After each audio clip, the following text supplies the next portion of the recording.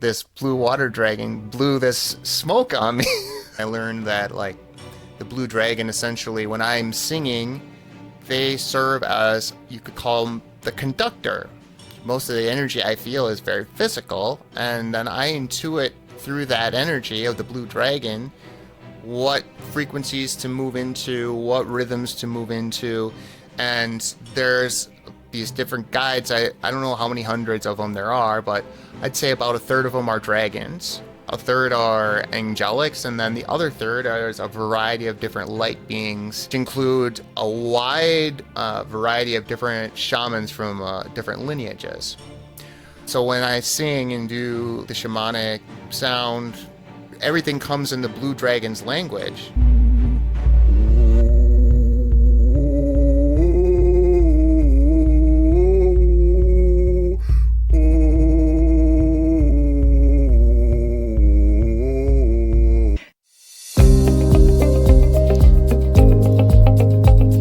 Welcome everyone to Soul Communication. A year ago, when I went live with Soul Communication, the first episode that we recorded was with Alicia Kiskis on the energy of the dragons. We talked about what the dragons are, how we found a petrified dragon in Iceland, and just opened the doorway with the dragons. And it just feels so appropriate. We completed the wooden year of the dragon, and we just started a wooden snake year. So we're still in this energy of reptilians. We understanding that the snake is often about kundalini energy. It's about weaving through with the wisdom and the strength into this multidimensional reality that we created together. So I'm excited to dive into that energy again today with my special guest, Bjorn Lesterd. He's an energy healer and he works with the blue water dragons. Thank Welcome, you. Nice to be Bjorn. here. About the transition from the dragon to the snake, and I think that's interesting because a lot of the depictions of dragons out there are basically, there is almost no distinction between the two creatures, and you could see dragons without wings that look like snakes. I completely agree with you. It just happens to be both of them in that energy of the wood, which is very grounded and supported. It's all about that abundance and co-creation. I've been receiving a bit of information about these new abundance codes that we started weaving, I feel, in this year of the dragon, and we're going to continue in this transitional year with the snake. So before we jump into all of that, as you've been on your journey and working with different energies, so where we are in this transitional phase, going into the year of the snake, what excites you? The process of co-creation is what excites me. The alignment of how so many people have up until now been going through a process of stepping into their inner chamber to unplug from the world, and it really feels like some of us are starting to reintegrate back into society and shift and change what's out there and make real impact. I agree with you. It's been really, I would say, really good time for us to unplug for a bit and come back. And I've seen immense transformation happening for many people where they left their cities. I live in New York City. A lot of my friends took off, went to Tulum, and I know you've been to Tulum and Bali and just reassessed where they are in their lives. And then based on that, being in these new energies, new gifts have opened up for them. So, with that said, I know your gift opened up when you were in ceremonies. So, tell us more what happened there. There were different phases to that happening, and it started in a very dense opening, and then there was a massive channel opening, and then it was a recognition and a learning opening. The first part, the density, was when I had been in Tulum for a little while and had never really even studied or thought much about energy healing or shamanism or any of this stuff. I had some familiarity with personal development, with paradigms and patterns, the mental side of it, but not anywhere close to what some of that stuff gets into, the spirituality components of it. And a friend of mine, he was there before me, and he had just gotten into an accident and hurt his toe. So his toe was black and blue. The toenail was totally black, and it was ready to fall off. I see him 2 days later, and he tells me to look at my toe, and I look, and it's completely normal, like no discoloration, just white, like nothing had ever happened. I was like, how did this happen? And he said, I went to this energy healing ceremony called the light portal, and it just happened. So that was enough to spark my curiosity, and I went to attend this ceremony, my first ever energy healing experience. And it was a group, of course, about 20 people, participants, and maybe 4 or 5 facilitators, and we were all around the room, and they had us doing they called it biodynamic breath work, where we would be doing this open mouth breathing while they were leading us through some different movements, and then had us all laying on our backs while continuing to do the breathing. And then the facilitators were going around and doing physical fascia work on us when there was different modalities being combined, different traditions. There was drumming going on, chanting going on, and people pushing and prodding and a lot of stuff. And I had an experience in that ceremony where this one woman came and worked on me. It hurt really bad, and when she left, I had a release, and I started laughing uncontrollably. And it wasn't like anything more than just a really deep sense of laughter and enjoyment, but it was enough to get me to book a private session with 2 of the facilitators there. So they came to my apartment. We put a mattress down on the floor, and they had me lay on the mattress. And the woman from the ceremony, I had booked a session with her and her partner. And she was digging into me for an hour and a half. And she's from this like long lineage of Muslim healers. She is, if you consider like human design, she has what would be referred to as an open ajna center. So it's not just that she can see, but it's that she collects the sight and can see in through other people's perspectives. And so she was working on me, and then she told me about the different energies that she had seen, and nothing about dragons yet had shown up. It was, she mentioned a jaguar and a Native American shaman. And so then after this part of the private session, they said, would you want to do the last part that we normally do and give people the option to do this? So we served them Hapé medicine, and we set an intention to meet your guides, basically, and to let go of and send the like love, forgiveness, compassion to the things that we worked on and the people associated with that, like family members and so forth. So of course I said, yeah, I'd never done Hapé before. I thought it was interesting.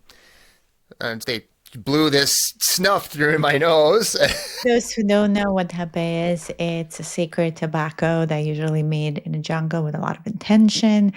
And there's a specific snuff that you can obtain, and usually it's ceremonial Yeah. exchange of energy. So one person blows to the other person. You can also do it yourself, but essentially it's being blown into the nose, and it opens all types of Yeah. senses. Jose, her partner, he had a tepe, the device where one person serves another, not the self application. It was the ceremony device. So Yeah, he the long one. blows into my nose, and I'm stunned. Didn't prepare Well, you. you can only prepare a person so much for their first Hapé experience. Correct. You served me the Hapé. It's like a pepper up your Yeah, nose, right? In some ways. And then tears come and yeah. clearing and So he expansion. served it, and I'm sitting there. He immediately gets up and he walks behind me, and he's got his maracas, and he starts shaking these maracas in my ears. And so normally this would have been the point probably where my mind would have started to take over and process the situation and try and interpret what was going on and, explain everything away. But because of the sounds in my ears from the maracas, I couldn't think, and my mind wouldn't work. And so I start going deeper into the experience of the medicine, and then he starts to chant. The next thing I know, I'm chanting, and I have no idea where it's coming from or what it is. It's like this incredibly powerful force that's rising up through me, and yet there's some just really sticky, dense, heavy energy that is also being pushed up at the same time that this stuff is coming through. And so when I finished the chant, I just got sick on the floor and was laying there for hours. I didn't want to move.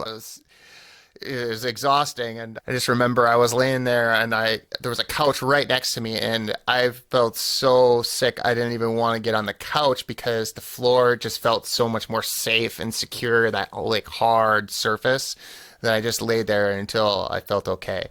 But then the next morning when I woke up after this experience, I realized that all this chronic arthritis I'd been carrying for years in my knees was just gone, and it had been bothering me to the point where anytime would sit down for more than a few minutes, I'd have to straighten out my legs just to relieve the tension, the stiffness that would develop in my knees, and it just disappeared after that purge. And so this, on one hand, I'm thinking I never want to do Hapé again. On the other hand, I'm thinking, man, I really need to go deeper into some of this stuff. And so I explored with ayahuasca, Bufo. But we'll talk about the Bufo.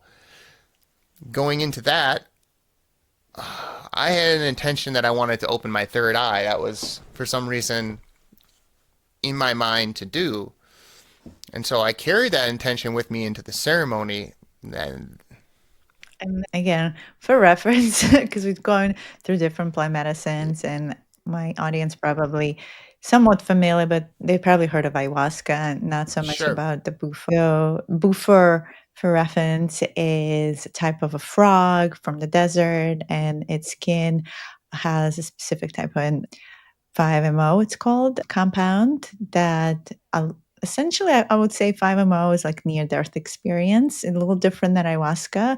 Ayahuasca grandmother medicine is usually two plants in the jungle of Amazon. When they cook together for over 30 hours, produces this really thick tea, and from brainwave perspective drops you into the theta. Bufo tends to have somewhat of a different experience, I would say, near death experience, because there's a bit of like complete dissolving.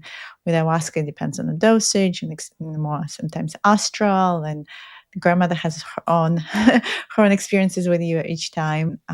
Bufo can be insufflated or smoked. So just a little like reference point for people, and in different psychedelic experiences they can have and explorations. I went through all of these journeys and exploration of my own psyche. That's why I can talk about it. And that's a path that everyone must take. Yeah. Tell us about Bufo. What So happened there? I was actually of the attitude that I was already planning to participate in this ayahuasca ceremonies because this guy from the Shipibo indigenous healing lineage was in town, and he was renowned as a ayahuasquero, someone who serves ayahuasca. One of my teachers had told me that if you want to combine an ayahuasca, not like literally in the same day, but if you want to do both, it's better to do Bufo before ayahuasca. You can do it a few days before rather than the reverse, because the Bufo opens kind of the 8th and 9th chakras, and that can really enhance the Correct. ayahuasca experience. I said to myself, we're getting near the day of the ayahuasca ceremony, so I'm giving it 24 hours.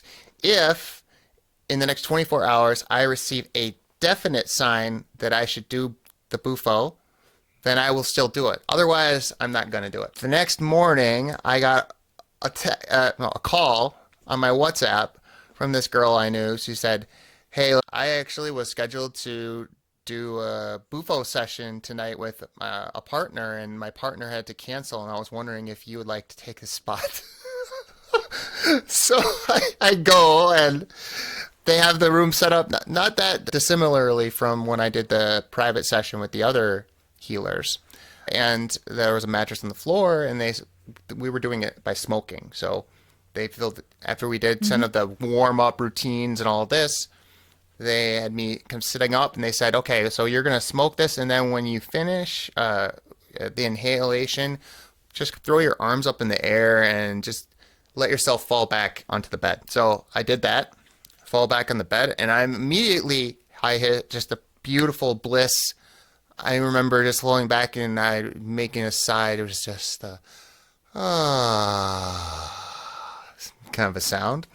And I'm laying there. I start feeling this pressure on my forehead. Feels like someone is digging their fingernail into my head. It hurt pretty badly, actually, physically. The next thing I know, I see just explosion of blue light everywhere, and all of a sudden I'm singing. And it's not just that I'm singing in a language that I'm not familiar with. Suddenly, I am in high and low frequencies that I've never done before with my voice. Much higher, much lower, and it felt so euphoric coming through me. It was just absolutely wonderful. Just the most amazing thing ever. I remember my first Okay, sure. experience when that happens. You just, wow, this is happening. The back of you, who's an observer, right? Is just cannot fathom that this could ever happen to you in a moment, but it does. And everything changes from Yep. that point on. So those sounds, is that something you now connect to? You can hmm reproduce them, and yeah, tell us more about what you feel they are. To explain that a little bit, it would help if I gave some context for the third experience when I went into the ayahuasca and I began to see these dragons and learn about them and how they slowly showed me how the different energies within my own spiritual team work with me. The Shipipo guy that came to town, the maestro, Panchin Nima, he did 12 ceremonies. I sat in all 12 of the ceremonies. The first ceremony, I was sitting there for a long time. Nothing much seemed to happen. And then all of a sudden, I saw this parade of different spirits, like going across the room, like in front of me. And at the time, I was thinking, oh, this must just be like the maestro must be channeling these from somewhere. And I didn't realize they were my guides, like showing themselves to me. And it was like a parade. It was hilarious how like outlandish some of them like were acted, and like it was just really funny. Like one of them was this Hawaiian tiki god, and he appeared out as like a warrior, and then he looked at me with these really intense eyes, and then like he disappeared into a chamber and shut the door, and this green smoke came all around the door. But there was a dragon in the lineup as the spirits were going by, and I caught its eye. It looked at me, I looked at it, we saw it, each was seeing the other, and then next thing I know, it makes a beeline at me, flies directly at me, and crashes into my shoulder, and I'm like, what is this? And how did he This was a look like? green dragon. So not my primary Green guide, dragon. but just a green dragon. The next night, there were like 3 or 4 dragons that crashed into me. As each ceremony progressed, more and more dragons would appear until eventually there were hundreds of them in the room with me. Hundreds of them. The primary, because we all have a primary guide, and so Mhm. mine is this blue water dragon, and he appeared suddenly one night as I decided to go outside for a few minutes to catch some air, and as I'm walking outside, suddenly this blue dragon appears in front of me in visceral detail, looks at me, blows some kind of dragon smoke. I don't know what you would even call it. And I had no idea what that was until later when I figured out that I'd been living basically in Tulum in the jungle, and this ceremony was out in Akumal, which was even more jungle. The mosquitoes were everywhere. But for the next year, when I lived in Tulum, I think I might have gotten 2 mosquito bites total. They pretty much left me alone after this dragon, this blue water dragon, blew this smoke on me.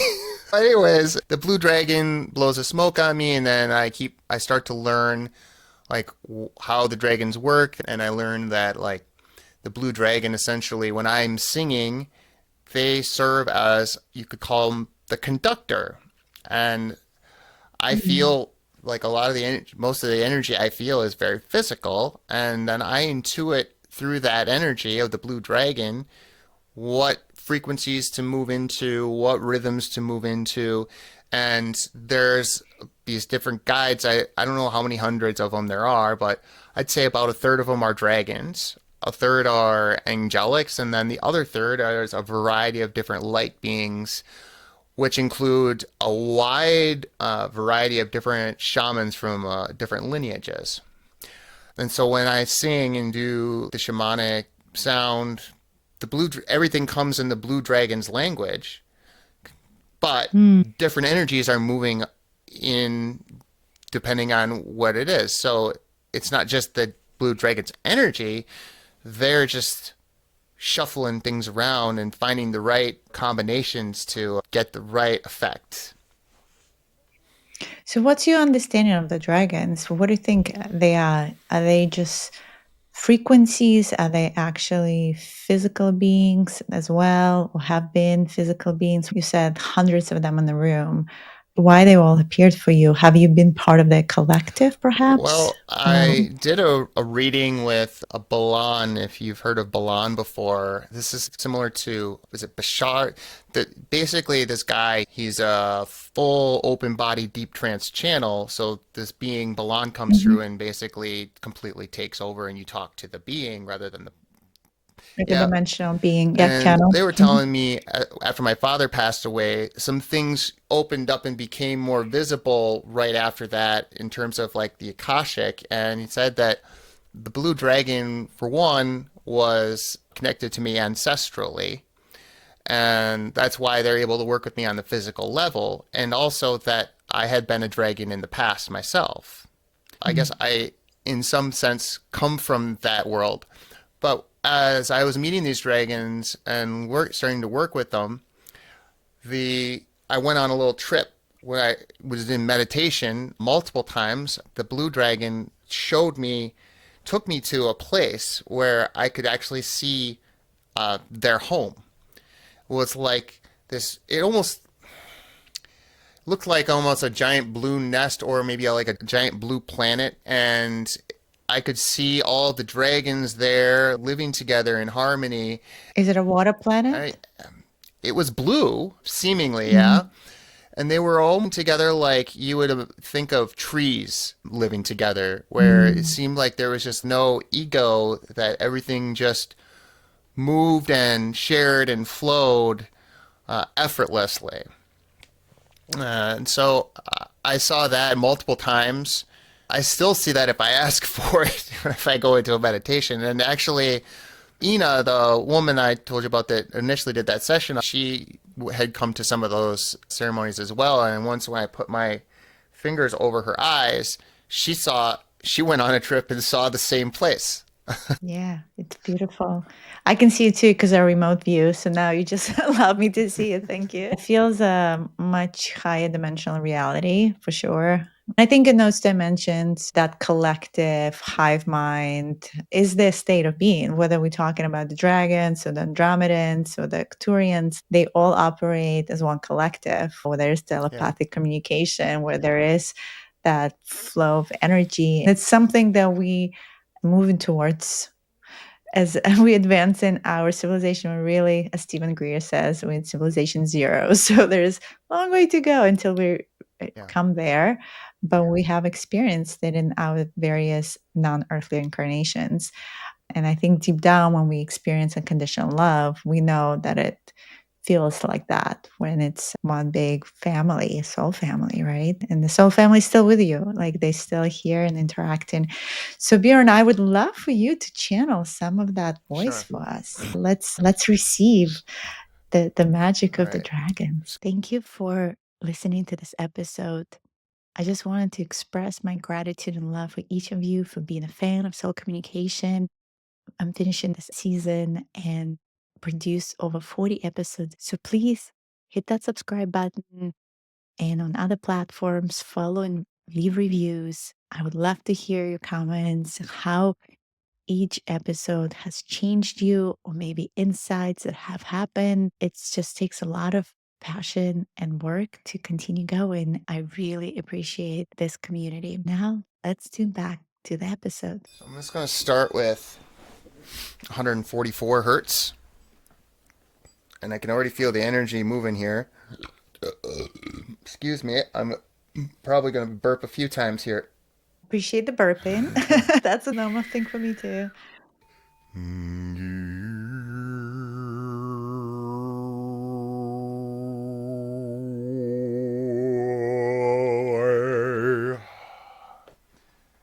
To 174. Kaho sanate. Okay. Kaho.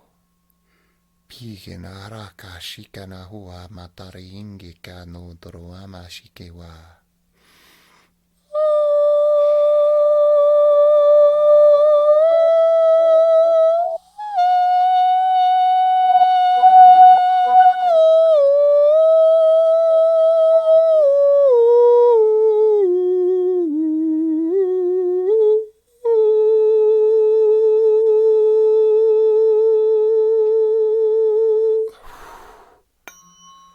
Soemia kirari kinakoyea piarawaha isikira kuasha mahatoe kihahari akashaka.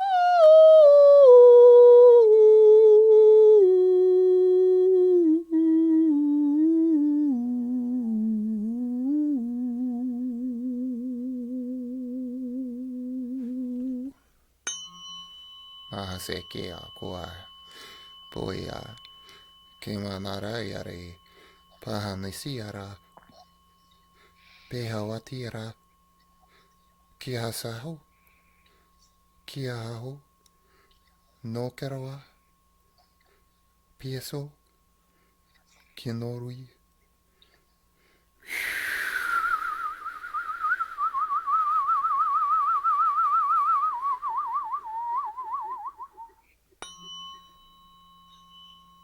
Panori mi shikori mi taro metsikasa. Panoike kaha. 417 hertz and 528. Songa shaio mahoto inaira ko matari. Pesegi shawa tora mawe okara. Kingo amano ira. No tari shiki nakarawa. Peso ki nikira kuia. Iso shai. Kasashiaka.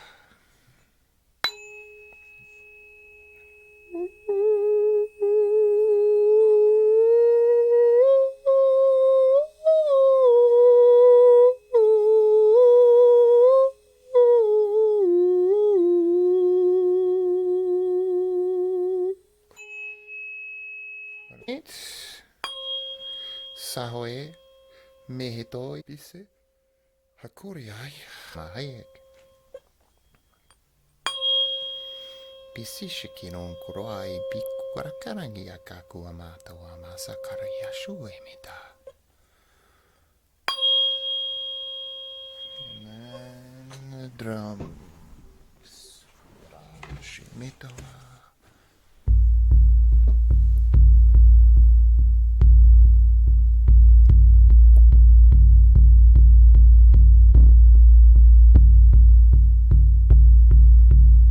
Yaringia nori moni nori o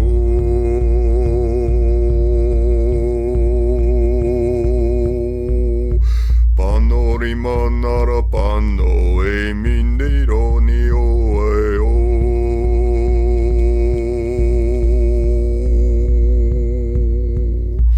panori ngara no nanari ma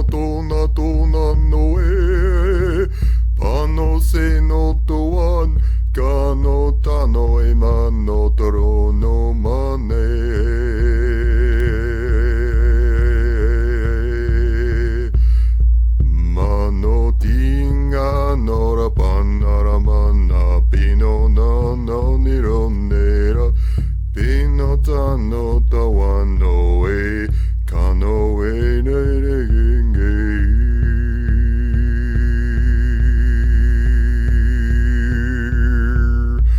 banano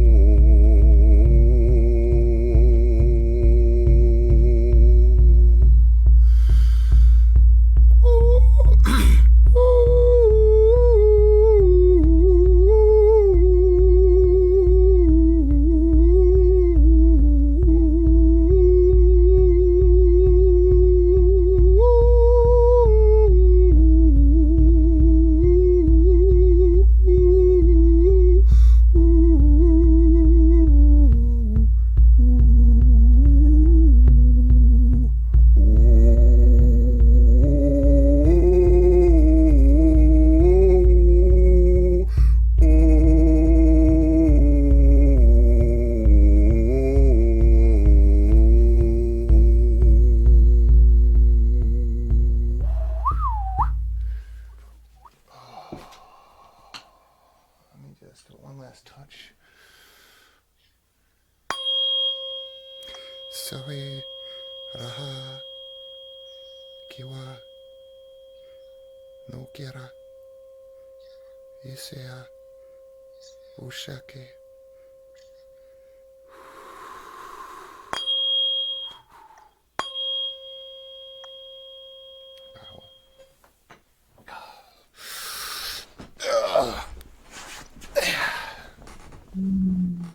That was beautiful. Yeah. Wow. Kwa hantia hundush turutuha indash taya numaya tia shia tukua tahania shumbu kwa tiawa.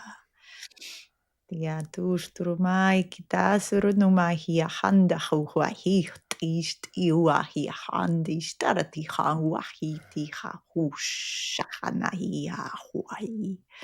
Nahatia haha tu shufundu paiha ya huahishta hatikia tumbu haya baisha taya. Thank you, brother. Sometimes it's incredible when you realize how multidimensional we are and what a beautiful divine instruments we are, that this language of English or any other earthly languages are so limited in expression. In this frequency language or source language, quantum language, light language, however you want to call it, is just infinite amount of frequencies that we can bring through, connect to. When you were playing the drum, I could see all these Native Americans coming through and like your tribe, and I could see you like by the fire, and there's just a lot of beautiful imagery for me there. All these places that you can take us to through the frequency, through the voice. It's just incredible. I'm so passionate about this communication that is finally opened up for us through the process of re-remembering. So whether it's through ceremonies, or I'm actually writing a book about, and that's like a big piece of it, about re-remembering the records, the imprints of our experiences have been recorded in this Akashic records in the infinite space of everything and nothing. And so for it's like us learning how to tap into that infinite source of information and to be the hollow bone to bring it in is our birthright. We just forgot. We forgot, we're in this multidimensional amnesia, that we can do all of that, but that's ours. And it's for us to claim that beautiful gift that we all have. Because I think a lot of us have been told, like, this is what you can do. This is what. Have you ever been a singer? Because I have not. And when this experience happened to me for the first time, just like you, it was like these incredible tonalities coming out of me. And I was like, what the hell? I always thought I did not have a voice. I've been told that I don't have a rhythm. I don't have this. I don't have that by other people.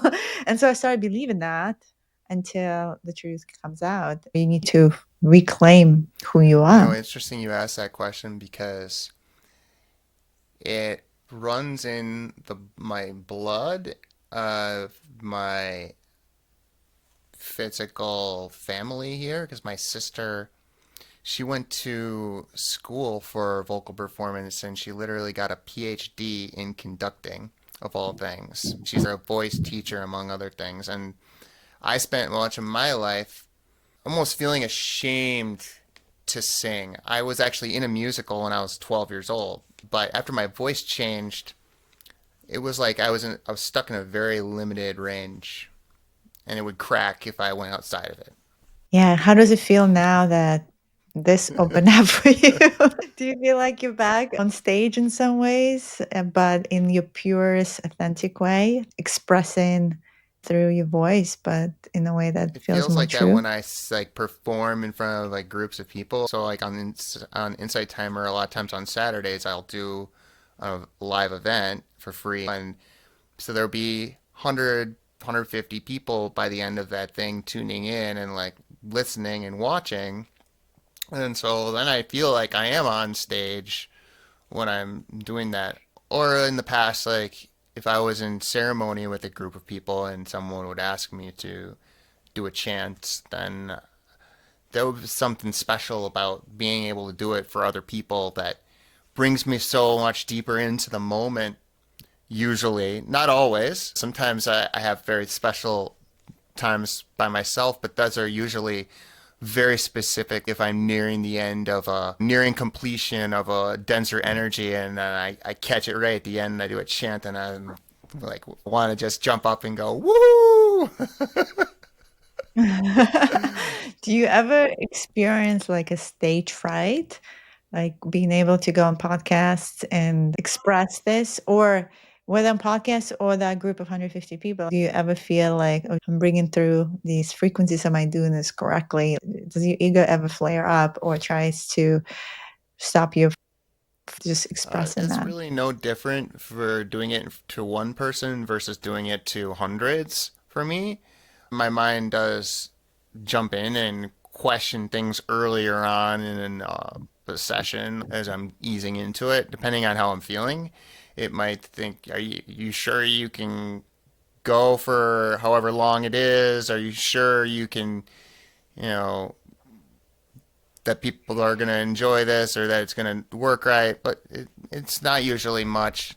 It doesn't bother me. I've done it enough times that it's so out of the ordinary that there's almost no expectation, societal type of expectation that can of programming that running through me about it. It's Mm. maybe if I was to go and read a book in front of a big crowd, that maybe that would scare me a little bit.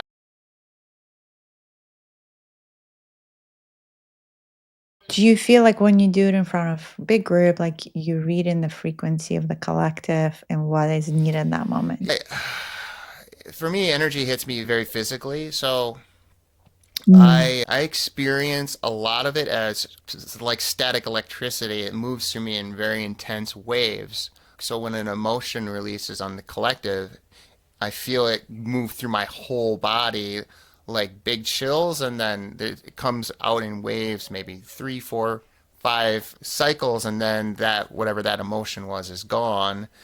And then usually there's some kind of subsequent tension release in like an organ or something like that.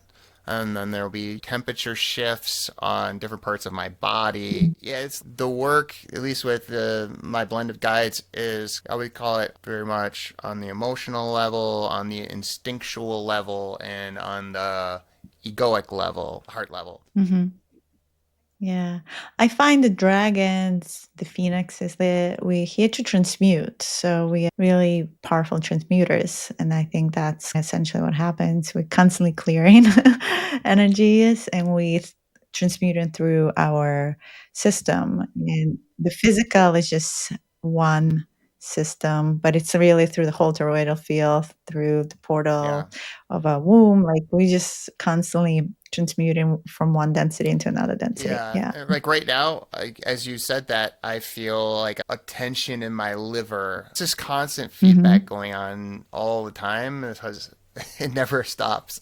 I was telling you before we got on the podcast, someone reached out because he, after his Bufo ceremony, had an opening, also dragon, and now cannot control and shut it down. So he's talking to a class, teaching English or whatever, and then the language is coming through. Do you have experience like it takes over, or are you more of a channel that can turn it on and Yeah, turn it the off? latter. Now, of Yeah. course, if I Yeah. something Same. Yeah. like when I was getting started, and if like someone would have served me a really strong dose of Hapé, then it Mhm. would be more very difficult for me to just turn it on or off because that medicine was just like, and I would go into the state. But yeah, it's generally pretty simple to just.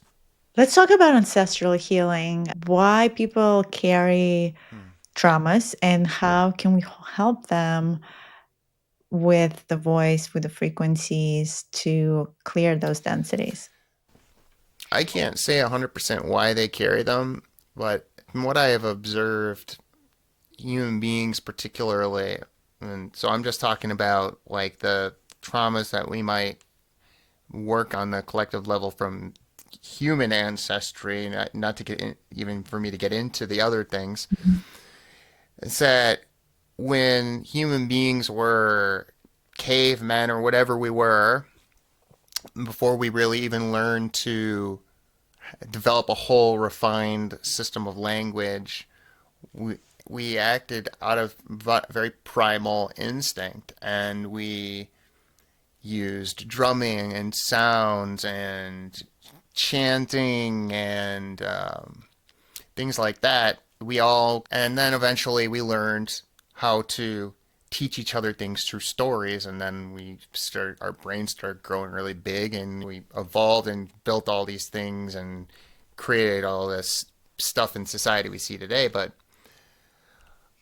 I get this sense like why how it's affected clearing the ancestral level is effective for me is partly from my work is partly because I have an open spleen, and so the instinctual need for survival, it flows through me as part of the work, and so all these deeper layers that go back through time flow through me as well, and I feel them, and it's like using those sounds is a way to bypass all of the conditioning, because what is the mind gonna if the mind doesn't know language, or if it doesn't know if it really just it steals the mind away and Mm. allows a person to just relax and go deeper into those very low brainwave states and then begin to really process it. And they carry often these traumas from this lifetime or other lifetimes in their organs, in their tissue, in the cellular level.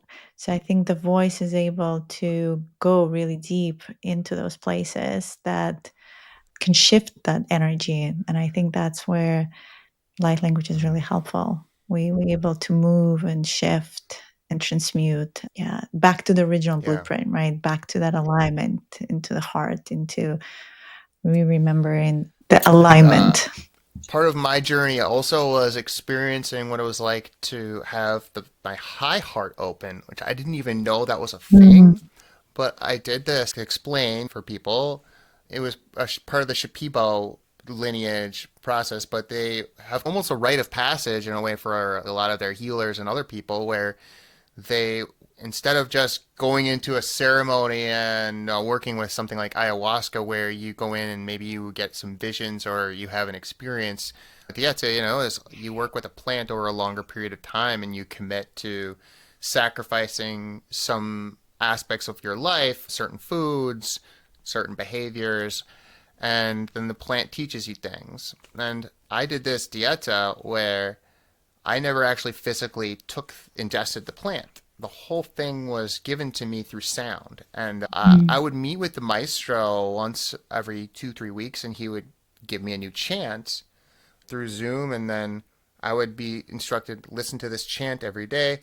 And then after I would do like a grounding ritual with the mapacho tobacco. And anyhow, about a month into that experience, I went for a walk one evening, and I got started feeling this warm sensation right in the upper middle part of my chest, and then it was like the feeling almost as if the petals of a flower were opening all at one time, and this massive gushing of what I interpreted as unconditional love just started rushing through my whole system.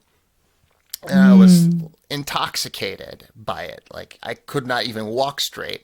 And I was looking around, and everywhere I looked, I would see colors in the air and they would morph and change, but it was always like the most beautiful art that I've ever seen in my life, no matter what the combination was. And I would look around, and whatever I would fix my gaze on, I began falling in love with that physical object. So it was like a very embodied experience of spirit that was so potent. And I had never even heard of the high heart chakra up until that point. I'm like, wow. It lasted a few hours. It was like an energetic rebirth, really. Thank you so much, Bjorn. I love this conversation. I can like keep on going. How can someone find you if they wanted to work Sure, with I you? have a website set up, www.bluedragonhealing.net. It's very simple. All my stuff's on there, all my resources and I have a podcast and a blog where I go long form with the podcast and other things there too. Amazing. And I should probably come on your podcast and we should do a whole dragon conversation. That would be fun. But thank you for coming and sharing your voice, sharing the dragon frequency. I love that. It's really special at this time to connect to that energy. And I hope those who received it will be integrated and know that every time you receive in frequency, you need to integrate. So drink a lot of water and take care of yourself, take care of your body as we're going through intense transitional times. And the other thing I want to mention as we're going to wrap up, I always remind everyone that everyone has their dragons. Like there's definitely a primary dragon that everyone has, and maybe more. Hopefully, this conversation inspired you to connect to your dragon. Wonderful. And Thank you then for having me. beautiful. Thank you so much. Thank you for tuning in to this episode.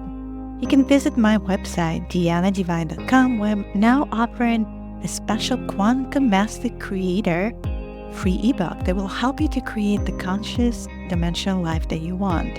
I'm also offering other programs, one-on-one sessions such as Quantum Healing Hypnosis and Quantum Crystalline Soul Healing to help you in your vibrational alignment. On sourcelanguage.org, I'm offering a digitized course that is self-paced to open you to the divine gift of light language. I'm Diana Divine. Keep connecting with your higher self.